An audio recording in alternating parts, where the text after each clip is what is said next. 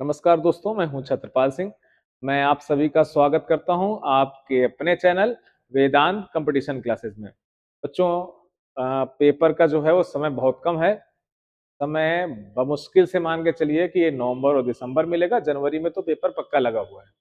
तो आप लोग सब लोग रेडी रहिए एग्जाम के लिए और रात दिन एक कर दीजिए।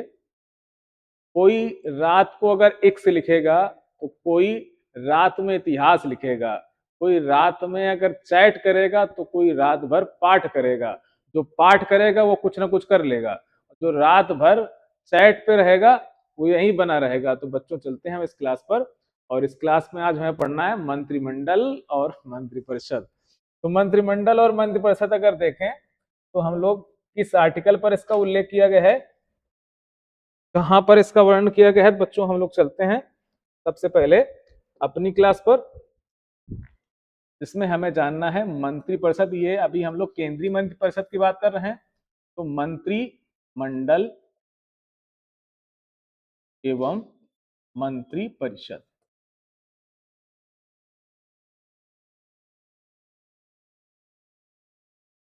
तो प्रमुख शब्द जो है हमारे यहाँ संविधान में वो है मंत्रिपरिषद। इस मंत्रिपरिषद शब्द की अगर बात करें बच्चों तो किस आर्टिकल में उल्लेख किया गया है? 74 पर। 74 और 75 दो ऐसे आर्टिकल हैं जहां पर मंत्रिपरिषद का उल्लेख किया गया है। बच्चों, अगर कुछ बातें आपको हम बता कर चलते हैं, केंद्र और राज्य की कुछ खास बातें होती हैं बच्चों। जैसे अगर हम बात करें, एक अनुच्छेद है बच्चों, संसद में बोलने का जो अधिकार होता है, तो संसद की जो भाषा होती है वो भाषा को उल्लेख किया गया है अनुच्छेद 120 में बच्चों उल्लेख किया गया है। और अगर देखें हम लोग सुप्रीम कोर्ट के बारे में, और बच्चों अगर देखें अध्यादेश के बारे में, अगर इन तीनों के बारे में देखें तो कुछ कॉमन बातें हैं बच्चों, ध्यान से देख सकते हैं हम लोग। संसद की भाषा अगर देखें तो 120 में है।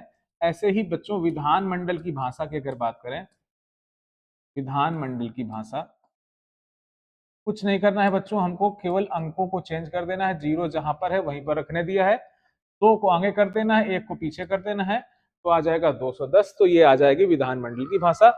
या हम कह सकते हैं इस 120 में हम 90 जोड़ देते हैं, तब भी हमें क्या मिल जाएगा? 210 मिल जाएगा। या तो 90 जोड़ दें या तो अंकों को बदल देते हैं, तो हमें सही से उत्तर मिल जाएगा। जो केंद्र की चीजें हैं वो राज्य में मिल जाएंगी बच्चों। सुप्रीम कोर्ट जो है वो 124 आर्टिकल पर है। अगर हम बात करें हाई कोर्ट की बच्चों बात करें, तो यहाँ भी अंक को वहीं रखना है, चार जहां पर है वहीं रखेंगे, दो आगे कर देंगे, एक पीछे कर देंगे। तो इस प्रकार 214 में किसका उल्लेख किया गया है? हाई कोर्ट का उल्लेख किया गया है। अगला है बच्चों अध्यादेश, 123 में है, ये राष्ट्रपति जारी करता है। अगर राज्यपाल का अध्यादेश देखें बच्चों तो यहां भी वही रहेगा, तीन जहां पर है वहीं रखना है, दो आगे कर देंगे, एक पीछे कर देंगे, 213 हो जाएगा बच्चों। तो जो चीजें हैं केंद्र और राज्य में अगर समान चीजें हैं तो ये हम तीन बातों पर ध्यान देंगे कि हमको 90 जोड़ना है या अंकों को परिवर्तित कर देना है। अब बच्चों एक बात और ध्यान देनी है, जैसे कि हमारे यहाँ संसद है, ऐसे ही राज्य में क्या है? विधानमंडल है। तो संसद का उल्लेख किस आर्टिकल में बच्चों किया गया है? तो 79 में। इसमें हमको हर बार 89 जोड़ना है, कितना आ जाएगा? 168 आ जाएगा। अगर बच्चों हम राज्यसभा की बात करें तो राज्यसभा को उल्लेख 80 में किया गया है, इसमें 89 जोड़ दें। तो राज्यों में जो बड़ा सदन होता है उसे कहते हैं विधान परिषद कहते हैं, विधान परिषद कहते हैं बच्चों। तो विधान परिषद 169 पे हो जाएगा। बच्चों अगर लोकसभा की बात करें हम, तो लोकसभा की अगर बात करते हैं तो 81 में है, इसमें भी 89 जोड़ दें तो मिल जाएगा। राज्य में इसकी जगह क्या होता है? विधान सभा होती है। विधानसभा में मिल जाएगी 170 मिल जाएगी बच्चों। अगर हम देखें महान्यायवादी को, देखें महान्यायवादी, तो महान्यायवादी 76 में है। और इसी में आता है, ऐसे ही राज्य में होता है महाधिवक्ता। तो महाधिवक्ता बच्चों अगर हम इसमें 89 जोड़ देंगे तो ये आ जाएगा बच्चों 165 आ जाएगा। ऐसे ही जो महान्यायवादी है और महाधिवक्ता है या मंत्रिपरिषद के लोग हैं, उनको बोलने का जो अधिकार है, दोनों सदनों में जाने का अधिकार है, वो आर्टिकल 88 है। इसमें 89 जोड़ देंगे तो आ जाएगा 177। अर्थात राज्य के जो मंत्रिपरिषद के लोग होते हैं और महाधिवक्ता जो होता है वो बोलने का अधिकार 177 पे रहता है। ऐसे बच्चों अगर देखें जो केंद्र की मंत्रिपरिषद है वो 74 पर है, प्रधानमंत्री 74 पर है, ऐसे ही मंत्रिपरिषद जो है 74 पे है। ऐसे इस पे 89 अगर हम जोड़ दें तो 163 में चले जाएंगे, तो यहाँ पर हमें मिल जाएगा मुख्यमंत्री और इस 74 में मिल जाएगा हमें प्रधानमंत्री मिल जाएगा। और अगर हम इसमें 75 जोड़ दें और 75 अगर बात करें कि मंत्रिपरिषद का व्यापक उल्लेख है वो कैसे व्यक्तिगत रूप से सामूहिक रूप से किसके प्रति जिम्मेदार है, इसमें अगर जोड़ देते हैं तो मिल जाएगा 164, तो राज्य की मंत्रिपरिषद मिल जाएगी। बच्चों जो चीजें केंद्र में है वही चीजें राज्य में है।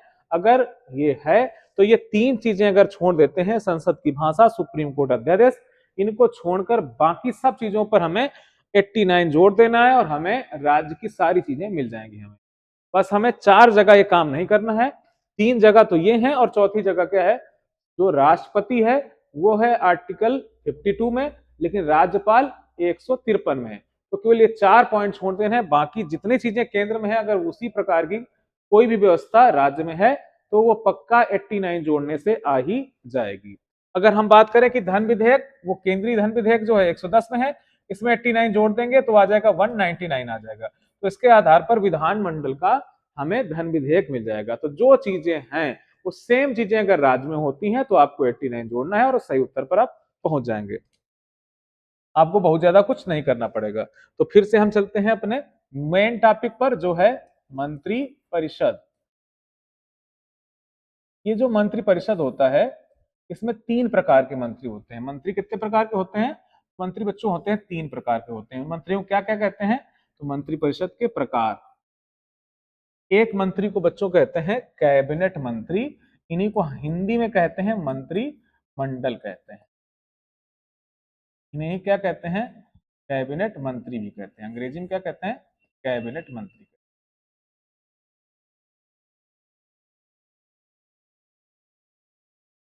बच्चों दूसरे मंत्री होते हैं राज्य मंत्री। पर राज्य मंत्री कैसे? स्वतंत्र प्रभार। और एक होते हैं केवल राज्य मंत्री। तो मुख्यतः जो मंत्री होते हैं बच्चों वो तीन प्रकार के होते हैं। ये जो कैबिनेट मंत्री होते हैं इन्हें वरिष्ठ मंत्री कहा जाता है, वरिष्ठ मंत्री होते हैं। और ये अपने विभाग के प्रमुख होते हैं, प्रमुख होते हैं। इन लोगों के पास एक से अधिक विभाग होते हैं, एक से अधिक विभाग होते हैं, विभाग होते हैं। राज्य मंत्री जिस विभाग के स्वतंत्र प्रभार मिला होता है तो ये अपने विभाग के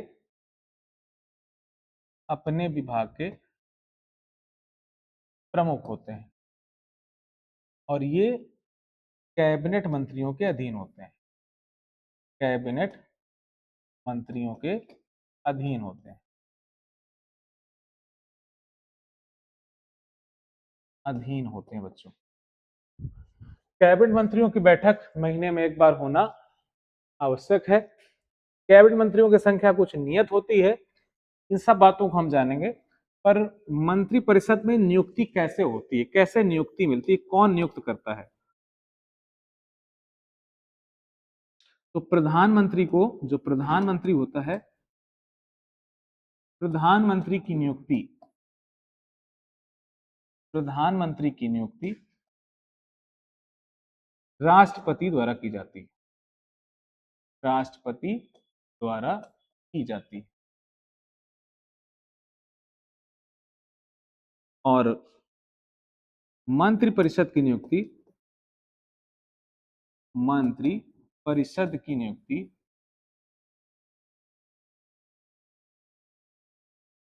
प्रधानमंत्री की सलाह पर, प्रधानमंत्री की सलाह पर राष्ट्रपति नियुक्त करता है, नियुक्त करता है।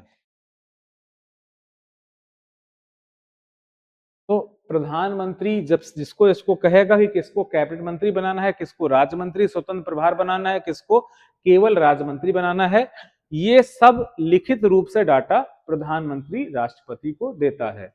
उसको राष्ट्रपति पद और गोपनीयता की शपथ दिला देता है, तो वो सब लोग क्या बन जाते हैं, मंत्री बन जाते हैं। परंतु विशेष बात बच्चों ये है,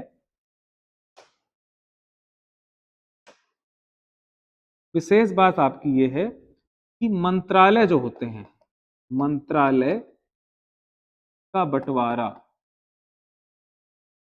मंत्रालय का जो बंटवारा करता है वो प्रधानमंत्री करता है, प्रधानमंत्री करता है। मतलब कैबिनेट मंत्री तो राष्ट्रपति नियुक्त करेगा, पर कौन रक्षा मंत्री होगा, कौन ऊर्जा मंत्री होगा, कौन रेल मंत्री होगा, कौन वित्त मंत्री होगा, ये जो विभाग होते हैं इन विभाग का बंटवारा करने का अधिकार राष्ट्रपति के पास न होकर प्रधानमंत्री के पास शक्ति दी गई है।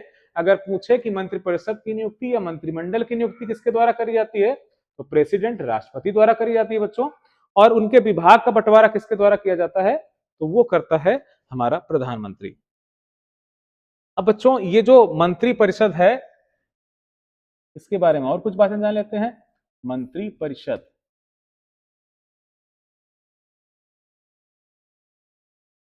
मंत्रिपरिषद के लिए कुछ प्रावधान बच्चों आ गए। प्रावधान क्या है कि कितने मंत्री हो सकते हैं, तो हम कुछ इतिहास पर चलते हैं मंत्रिपरिषद के।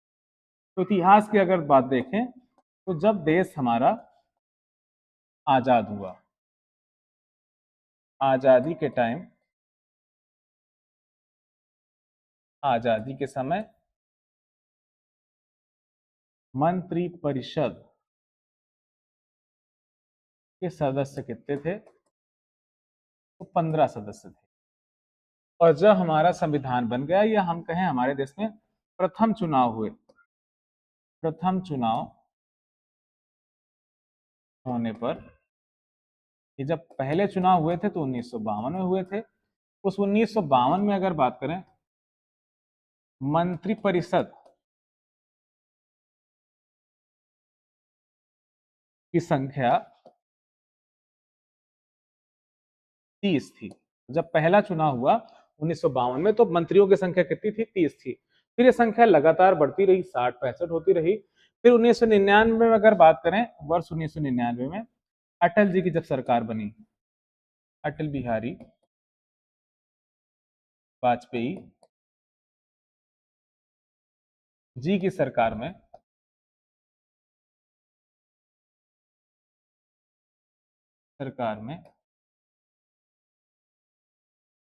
ये जो संख्या थी, संख्या बढ़कर कहां तक पहुंच गई, ये संख्या बच्चों बढ़कर बढ़ गई थी 74 पहुंच गई।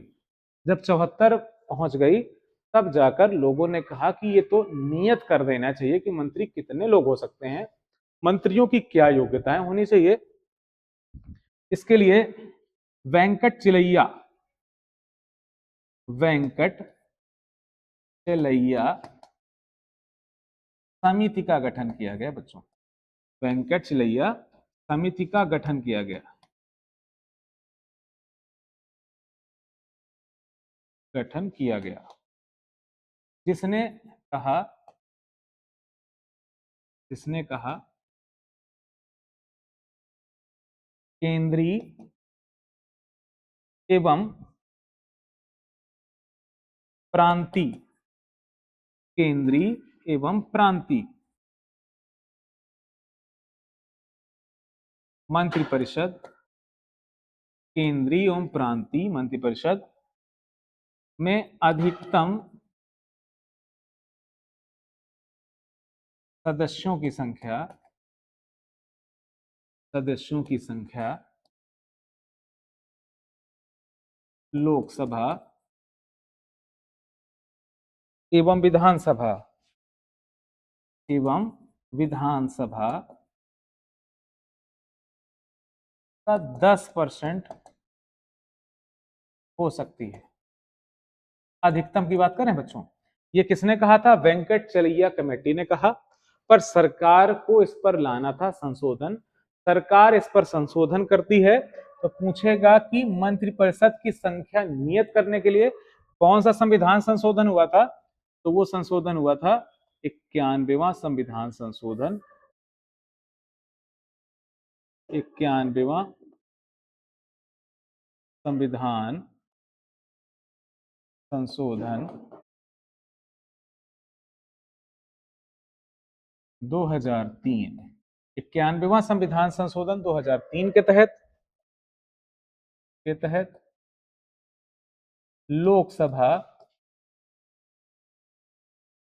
लोकसभा की सीटों, प्रांत की बात करें तो विधानसभा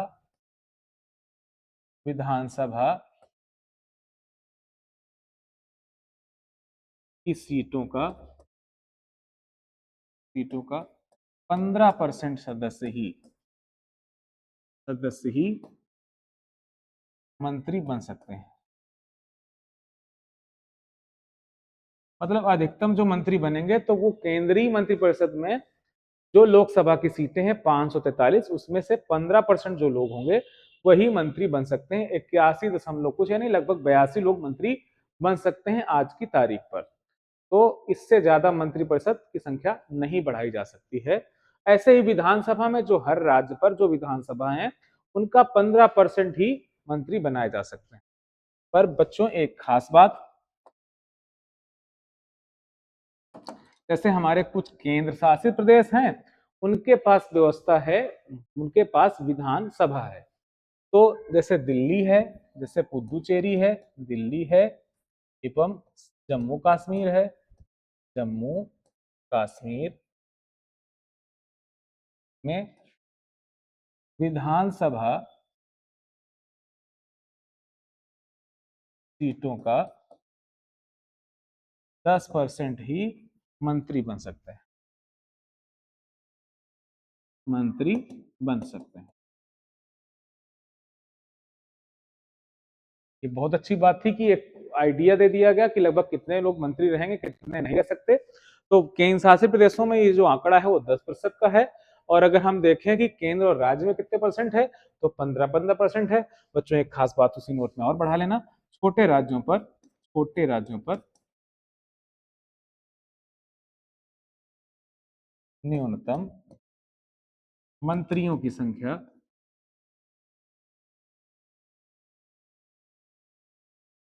12 का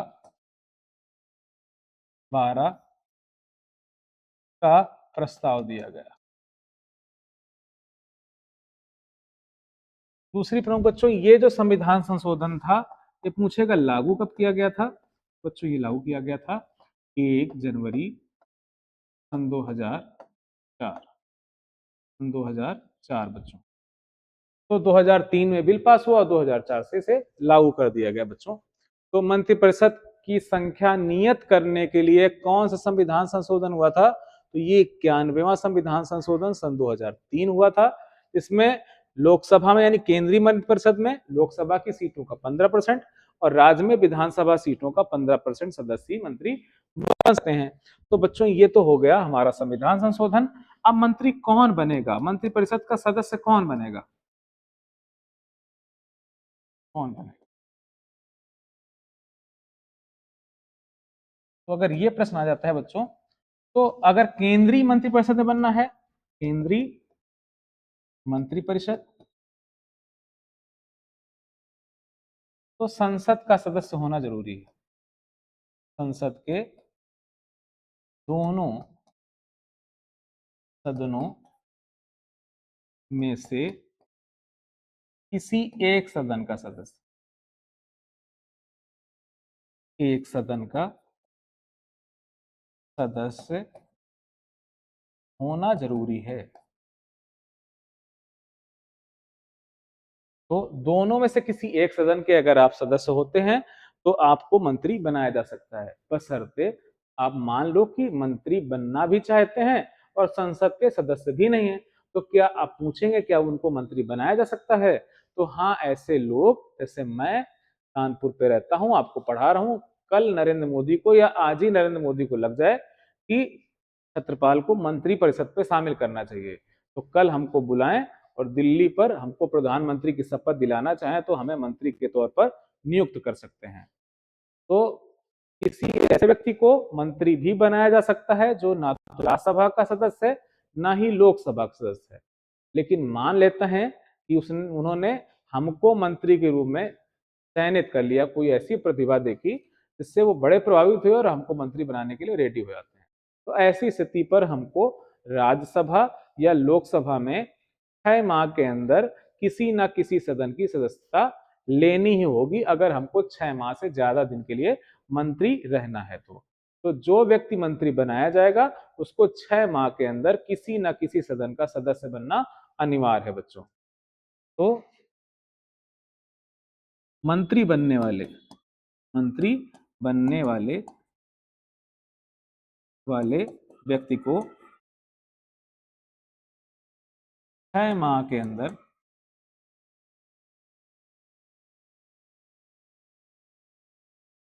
6 माह के अंदर किसी भी एक सदन का सदस्य बनना अनिवार्य है बच्चों। अगर हमको बना देते हैं और 6 महीने में अगर हम संसद के सदस्य नहीं बने तो हमारा कार्यकाल 5-6 महीने का ही रहेगा, उसके बाद हमारा इस्तीफा मान लिया जाएगा। ये सब हम मान कर चल रहे थे और ये सब आप बच्चों ध्यान से पढ़ें। केंद्रीय मंत्रिपरिषद के सदस्य होंगे, यानी राज्यसभा और लोकसभा के अगर सदस्य हैं तो केंद्रीय मंत्रिपरिषद में बन सकते हैं, अगर नहीं है तो 6 महीने के अंदर आप सदस्यता ग्रहण कर लेंगे तब भी बन जाएंगे। अब बात आती है बच्चों कि हटाने की क्या व्यवस्था है, मंत्री को कैसे हटाया जाएगा, मंत्री पद से मुक्ति कैसे मिलेगी। तो मुक्ति तब मिलेगी या तो हम क्या करें, स्वयं इस्तीफा दे दें, स्वयं इस्तीफा दे दें, एक तो यह पोजीशन है। दूसरा,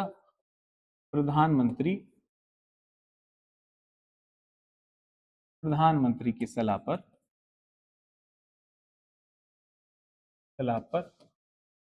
राष्ट्रपति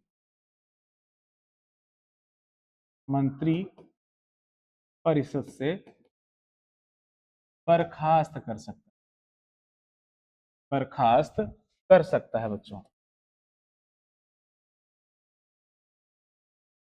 तो ये कुछ शर्तें हैं जिससे मंत्री पद जा सकता है। तो बच्चों एक बात ध्यान देनी पड़ेगी, जो योगी जी की सरकार हो चाहे मोदी जी की सरकार हो, अभी 2024 में जब चुनाव हुए तब लोग मंत्री बने हैं इस बार तीसरी बार, परंतु सबसे जो बड़ी पार्टी है वो भाजपा बनकर आई किन चुनावों पर, वो लोकसभा के चुनाव में। अगर हम 19 की और 14 की बात करें तो बीजेपी लोकसभा में पूर्ण बहुमत के साथ आई थी, इस बार गठबंधन के साथ आई है। इस बार बीजेपी को पूर्ण बहुमत नहीं आया है, एनडीए को बहुमत आया है। तो उसमें से सारे दलों का मंत्री बनाया गया, पिछली सरकारों पर भी बनाया गया था। पर मेन बात है कि जो सरकार बनती है या जो मंत्री बनते हैं वो लोकसभा का चुनाव जीतकर ही बनते हैं। तो लोकसभा का चुनाव जीतकर ही सरकार बनती है, सरकार बनने का मतलब है लोग मंत्री बनते हैं। किस चुनाव को जीतकर, लोकसभा। राज्यसभा का चुनाव अगर कोई जीतता है तो उसे सरकार नहीं बनने वाली होती, उसके लिए आपको 2 प्रकार के चुनाव जीतने पड़ते हैं। सरकार बनाने के लिए अगर प्रदेश स्तर पर सरकार बनानी है तो आपको विधानसभा का चुनाव लड़ना पड़ेगा और जीतना पड़ेगा, और अगर आपको केंद्रीय मंत्रिपरिषद में तो आपको लोकसभा का चुनाव जीतना पड़ेगा। तो बच्चों ये लोकसभा का चुनाव जीतना पड़ेगा। तो मंत्रिपरिषद के बारे में पूछेगा, मंत्रिपरिषद जो होती है वो किसके प्रति जवाबदेह होती है, मंत्रिपरिषद मंत्रिपरिषद जो सामूहिक रूप से है, सामूहिक रूप से लोकसभा के प्रति जवाबदेह होती है। किसके प्रति, लोकसभा के प्रति जवाबदेह।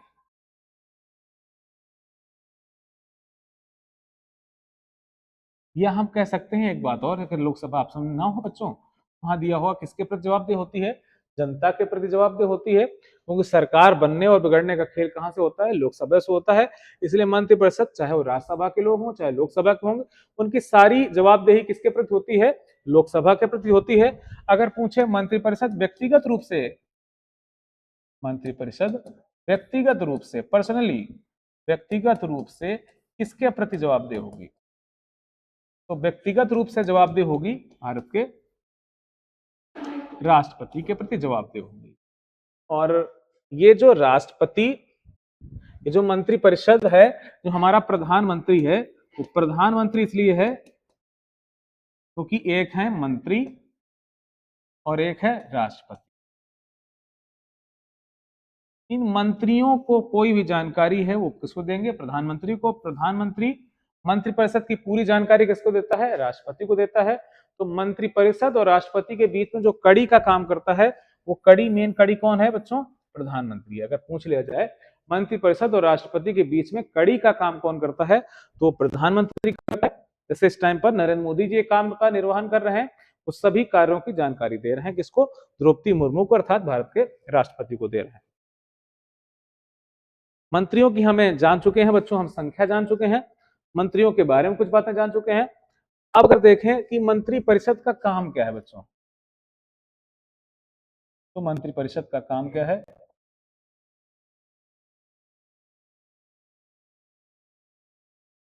बच्चों अगर संसद में जो बिल आता है, संसद में सरकारी बिल प्रस्तुत करती है, सरकारी बिल प्रस्तुत करती है।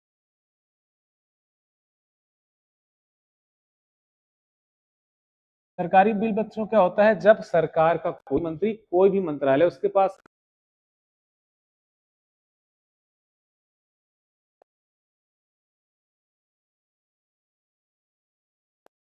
हम कहते हैं सरकारी बिल कहते हैं। तो संसद में जब बिल कोई मंत्री आता है, उस बिल को क्या कहते हैं? सरकारी बिल कहते हैं। दूसरा, कानूनी योजनाएं बनाना होता है। कानूनी योजनाएं कि कौन सा कानून बनना है, कौन से बिगाड़ना है, ये सब निर्णय कौन लेती है? मंत्रिपरिषद। फिर उसके बाद विचार करके उस पर बिल लेकर आती है। मंत्रिपरिषद योजनाओं का निर्वहन करती है। मंत्रिपरिषद किस देश से कैसे संबंध रखने हैं, इसका निर्णय लेती है। मंत्रिपरिषद का काम है विदेश नीतियों को तय करना, विदेश नीति का निर्धारण करना। ये सारे दायित्व जो हैं, ये मंत्रिपरिषद को दिए गए हैं। पर बच्चों ये जो एक होता है मंत्रिमंडल, ये मंत्रिमंडल, इन्हीं को कहते हैं कैबिनेट मंत्री। अगर बात करें उल्लेख कहाँ किया गया है, तो इसका उल्लेख बच्चों किया गया है, तो ध्यान देंगे, इनका उल्लेख किया गया है 352, यानी जो कैबिनेट मंत्री हैं उनके लिखित सुझाव पर भारत का राष्ट्रपति क्या लगा सकता है? राष्ट्रीय आपातकाल, राष्ट्रीय आपातकाल काल की उद्घोषणा कर सकता है। तो राष्ट्रपति जो आपातकाल की उद्घोषणा करता है, वो किसके परामर्श पर? लिखित प्रस्ताव पर, कैबिनेट मंत्रियों के प्रस्ताव पर, जिन्हें हम हिंदी में मंत्रिमंडल कहते हैं। मंत्रिपरिषद में सभी प्रकार के मंत्री होते हैं, पर मंत्रिमंडल में केवल कैबिनेट मंत्री अर्थात वरिष्ठ मंत्री ही आते हैं। बच्चों अगर बात करें हम कि सबसे लंबे समय तक कैबिनेट मंत्री कौन है, तो हम चलते हैं अपनी पिछली कुछ स्लाइडों पर चलते हैं, और वहां पर हम बताते हैं आपको कि पहला और सेकेंड क्या था। ये हम जानते हैं, ये है, इनका नाम है बाबू जगजीवन राम, बाबू जगजीवन राम जी। अगर पूछे बच्चों कैबिनेट मंत्री के तौर पर, कैबिनेट मंत्री के तौर पर सबसे लंबा कार्यकाल, सबसे लंबा कार्यकाल लगभग 29 वर्ष 6 माह, लगभग 29.5 सालों तक कैबिनेट मंत्री कौन है? बाबू जगजीवन राम। और बात करें कि जिसकी भी सरकार हो, इनको मंत्री पद मिल ही जाता था। लगातार ये कांग्रेस में मंत्री बने रहे। 1977 में ये कांग्रेस छोड़कर जनता पार्टी में आए। इनके पास सुनहरा अवसर था प्रधानमंत्री बनने का, परंतु इनके पुत्र की कुछ फोटो पिक्चर वायरल हो गई, जिससे ये प्रधानमंत्री की शपथ नहीं ले पाए और देश के प्रधानमंत्री मोरारजी देसाई बन गए। इन्हीं की पुत्री है जिनका नाम है मीरा कुमार, मीरा कुमार। और ये मीरा कुमार जो हैं, ये देश की पहली महिला, देश की प्रथम महिला लोकसभा अध्यक्ष भी थी, लोकसभा अध्यक्ष थी।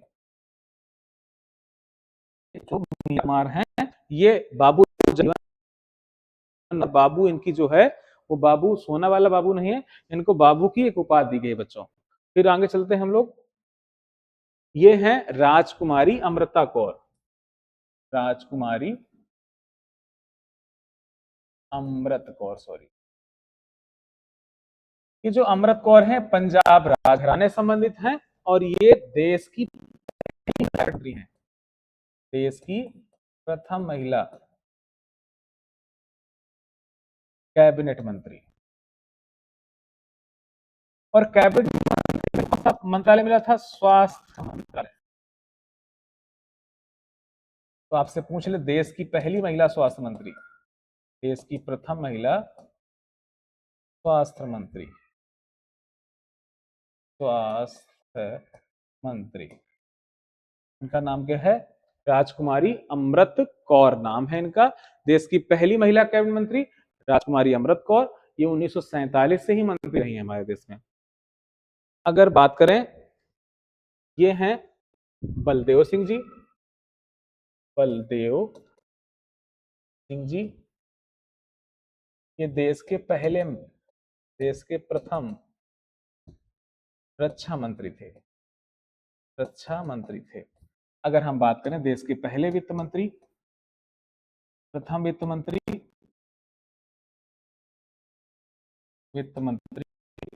बच्चों मुखम शेट्टी, कहीं कहीं पर बच्चों शेट्टी का शेट्टी भी दिया होगा, तो सनमुखम जी ही हैं जो देश के वित्त मंत्री बने थे। अबुल कलाम आजाद साहब आजाद भारत के पहले शिक्षा मंत्री थे। अगर बात करें कि खाद्य मंत्री, वो डॉक्टर प्रसाद जी थे। तो ये जो मंत्रालय दिए गए स्वतंत्रता के पश्चात जो अंतरिम सरकार थी उसमें से कुछ मंत्री थे। अंतरिम सरकार की अगर बात करें तो उसमें मुस्लिम लीग थी, तो सब पहले तो हम 47 की बात की बच्चों बात कर रहे हैं, और जो 46 में जो अंतरिम सरकार थी उस समय वित्त मंत्री बनाए गए थे, लियाकत अली साहब बनाए गए थे। तो ये आप ध्यान रखेंगे, हम 1947 जब भारत आजाद हो गया है उसके बाद की मंत्रिपरिषद की बात कर रहे हैं, कौन कौन किसको मंत्रालय दिए गए थे।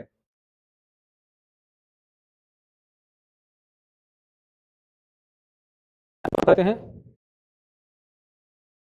हाँ, दो बातें ध्यान रख सकते हैं आप लोग। अगर जैसे पूछेगा कि सबसे लंबा कार्यकाल, वो बाबू जग जीवन राम जी का, ये श्रम मंत्री बनाए गए थे। खैर, बाबू जगजीवन राम सबसे लंबा कार्यकाल है, ये लगभग 30 साल कह सकते हैं। और दूसरे नंबर पर अगर हम बात करें तो वो आते हैं सरदार सरदार स्वर्ण सिंह। सरदार स्वर्ण सिंह की अगर बात करें तो 23 वर्ष 4 माह 26 दिन तक देश के कैबिनेट मंत्री का पदभार संभाले रहे। तो दूसरा सबसे लंबा कार्यकाल किसका था? सरदार स्वर्ण सिंह का। सरदार की अगर बात करें तो मौलिक कर्तव्य जो हैं वो इनकी कमेटी के सुझाव पर ही शामिल किए गए हैं। बच्चों अगर महिलाओं में बात करें हम, कि सबसे पहली महिला की अब बात नहीं कर रहे हैं हम बात कर रहे हैं महिलाओं में सबसे लंबा कार्यकाल मंत्री के तौर पर कौन है। तो एक है शैलजा कुमारी, कुमारी शैलजा, कुमारी जैसे बहन जी, ऐसे कुमारी शैलजा भी आती हैं, हरियाणा से आती हैं। तो कुमारी शैलजा देश में सबसे लंबे समय तक महिला कैबिनेट मंत्री रही, महिला कैबिनेट मंत्री रही। ये 13 वर्षों तक कैबिनेट मंत्री पद पर रही हैं। तो सबसे लंबा कार्यकाल मंत्रिपरिषद में कौन रहा है? कुमारी शैलजा। अगर महिला की बात नहीं करता है, केवल पूछता है कौन है, तो बाबू जगजीवन राम जी हैं। दूसरे नंबर पर सरदार स्वर्ण सिंह जी हैं। तो ऐसे धीरे धीरे कर अगर 5 साल पूरे हो जाते हैं तो हमारे यहाँ राजनाथ जी का भी नंबर ठीक ठाक पोजीशन पर आ ही जाएगा। तो बच्चों आज हम लोगों ने जाना मंत्रिपरिषद के बारे में।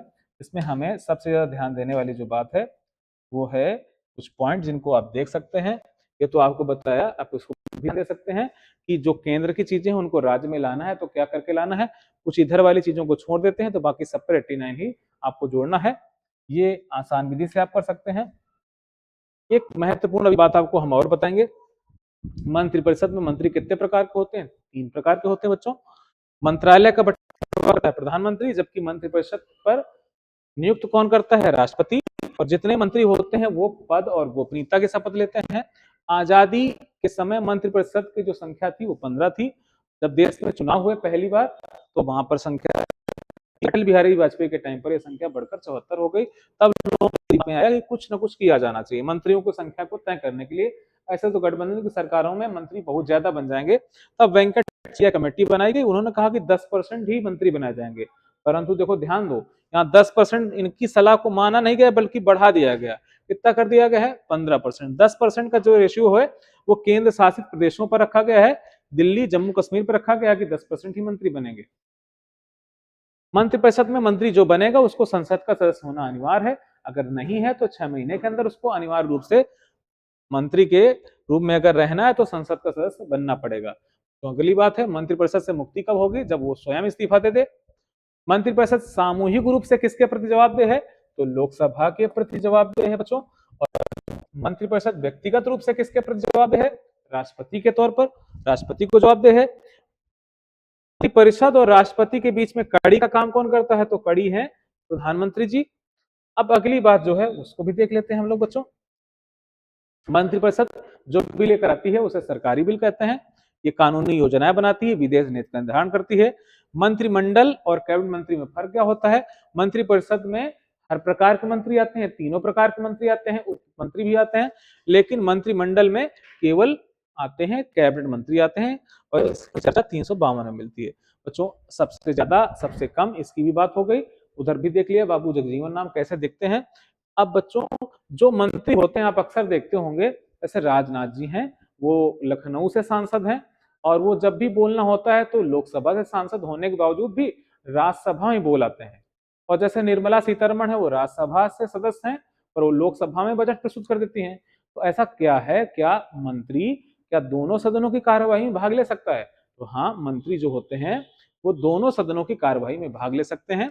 इसके लिए एक आर्टिकल है बच्चों, अनुच्छेद 88। ये जो बच्चों अनुच्छेद 88 है ये बड़ा इंपॉर्टेंट है। इसको किसको अधिकार दिया गया है? एक तो महान्यायवादी एवं मंत्रिपरिषद के सदस्यों को दोनों सदनों की कार्यवाही में भाग लेने का देता है, भाग लेने का अधिकार देता है। दोनों सदनों की कार्यवाही में भाग ले सकते हैं मंत्री। वो कौन सा आर्टिकल है? 88। महान्यायवादी दोनों सदनों की कार्यवाही में भाग ले सकता है, हो सकता है, पर महान्यायवादी वो किसी भी सदन का सदस्य नहीं होता, इसलिए उसको वोटिंग का अधिकार नहीं होता है बच्चों। लेकिन ये जो मंत्रिपरिषद के सदस्य होते हैं, हमने आपको बताया, ये संसद के किसी न एक सदन के सदस्य जरूर होते हैं, या नहीं होते तो 6 महीने के अंदर सदस्यता ग्रहण कर लेते हैं। तो इसलिए ये जिस सदन के सदस्य होते हैं उस सदन पर ये लोग वोटिंग कर सकते हैं।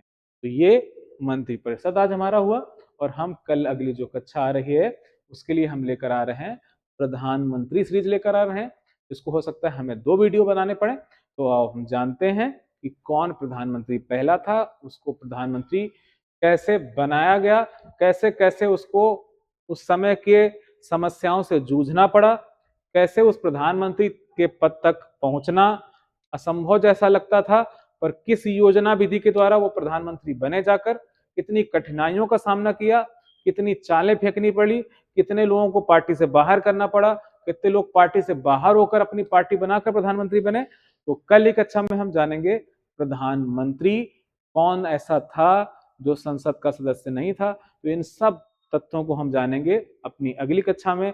तब तक आप लोग जुड़े रहिए ऐसे ही वीडियो के लिए वेदांत कंपटीशन क्लासेस से। तो जब तक आप पढ़ते रहेंगे तभी आप कुछ कर पाएंगे। तो लगातार आप पढ़ते रहिए और जुड़े रहिए वेदांत परिवार से। नमस्कार, जय हिंद, धन्यवाद।